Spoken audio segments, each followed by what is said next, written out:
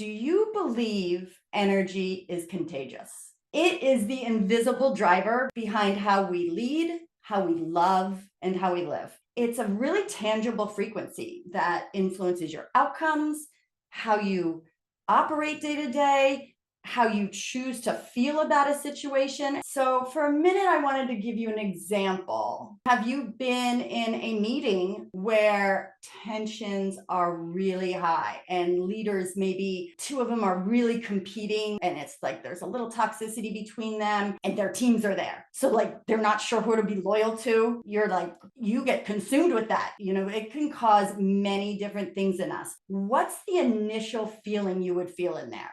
Is it fear, frustration, flight? Like, what comes to your mind? Mine would be, I am the consummate balancer. I would be immediately like, how do I fix this? I might crack a joke. I would do anything to bring it together. And so what I want to point out about that is, how true is that initial instinct of what you reacted for you? It says a lot about you when you react, when that's your knee-jerk reaction. And what I'd like to just point out is, that's who you're being. That is your unconscious knee-jerk reaction. And it is important to honor that and say, that's who I am. And what we're going to learn today is how to get in front of those, so that when we're in that situation, we don't knee jerk and we choose the way to respond. We consciously choose and say, okay, do I need to control this situation? Or am I going to consciously choose how to feel right now and how to approach this so that I can get what I need out of it or help the team out of it? Your energy is your leadership. And I hope we made that connection. Like, it's not an emotion. It's not some woo concept. That's energy. And I'm sure you can feel it. And I can feel, the energy of just being here. And that touches my power and enhances it. And that's your leadership.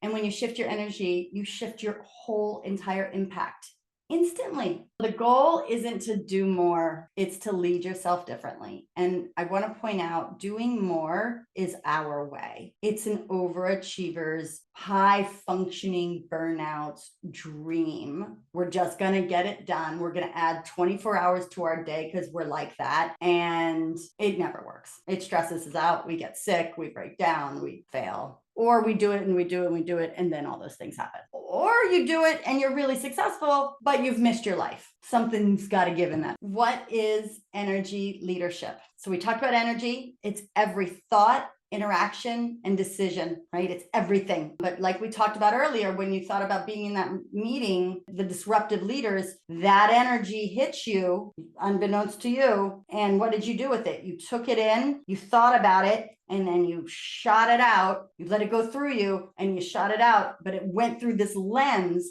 of your default. It went through this lens of just who you are naturally. And so an energy leadership is about changing that lens so that you're not defaulting every time. And one thing that's important is, people think leaders are just corporate workers or, politicians or, wherever you think of leader roles. Leader, in my sense, the word leadership is the ability to influence yourself or anyone else around you. Everybody in the world is a leader, whether they like it or not. It's just default. You're human. But not everybody's a good leader. Some people are really unconscious leaders. Some people are aware, but choose not to be conscious. They choose not to choose another energy. They still go through and they're just, I'm just going to do it that way. And we've all been around leaders like that. There's two types of energy. There's anabolic energy and catabolic energy. Anabolic is like angel. That's how I think about it. It's very constructive. It's expanding, fueling energy. It's like a expansive edge, right? It's easy to maintain a solution focus. It's not a problem focused energy. It's just like, it's powerful.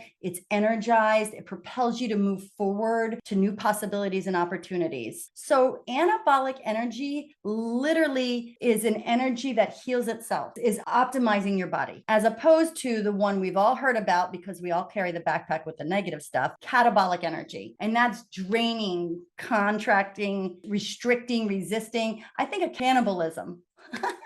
cannibalism, right? It's the same thing. It cannibalizes everything about you. It becomes a way so that you can't move. And I want to think about when everybody set their intentions on what they want. And then we talked about what could be getting in the way of that. That was that next step of awareness. Think about that. Is it anabolic energy that you're feeling when you're trying to achieve that dream, that want, or is it catabolic energy that's in your way and taking it away? The more aware you get, everybody, the more aware you get of your consciousness, your choice, your lenses. What a gift to think like that. The more aware you get of this, the more amazing opportunity you have to then figure out, cast a new vision, figure out your higher self, and build that path and change the directory. I'm not talking about burning things down. I'm not talking about quitting your job or leaving or do whatever, no massive change. I'm talking about changing how you show up, changing, holding joy, fulfillment